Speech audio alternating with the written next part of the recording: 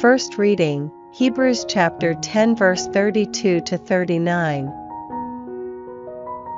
Remember the great challenge of the sufferings that you had to meet after you received the light, in earlier days, sometimes by being yourselves publicly exposed to humiliations and violence, and sometimes as associates of others who were treated in the same way.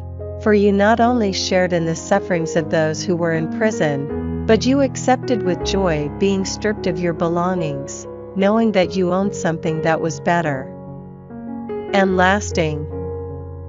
Do not lose your fearlessness now, then, since the reward is so great. You will need perseverance if you are to do God's will and gain what He has promised. Only a little while now, a very little while, for come He certainly will before too long. My upright person will live through faith, but if he draws back, my soul will take no pleasure in him. We are not the sort of people who draw back and are lost by it.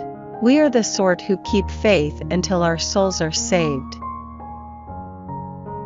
Responsorial Psalm, Psalms chapter 37 verse 3 to 4, 5 to 6, 23 to 24, 39 to 40. Put your trust in Yahweh and do right. Make your home in the land and live secure. Make Yahweh your joy, and He will give you your heart's desires. Commit your destiny to Yahweh, be confident in Him, and He will act, making your uprightness clear as daylight, and the justice of your cause as the noon.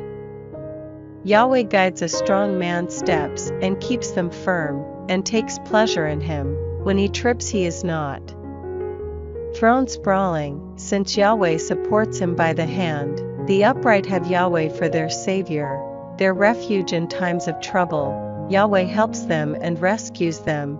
He will rescue them from the wicked, and save them because they take refuge in Him.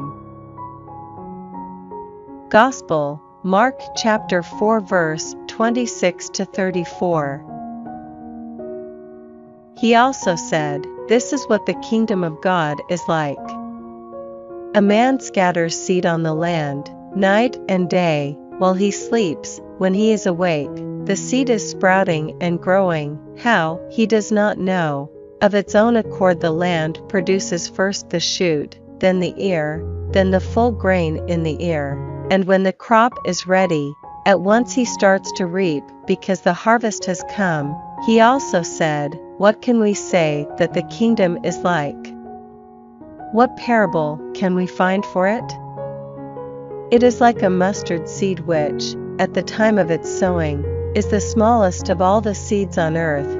Yet once it is sown it grows into the biggest shrub of them all and puts out big branches so that the birds of the air can shelter in its shade."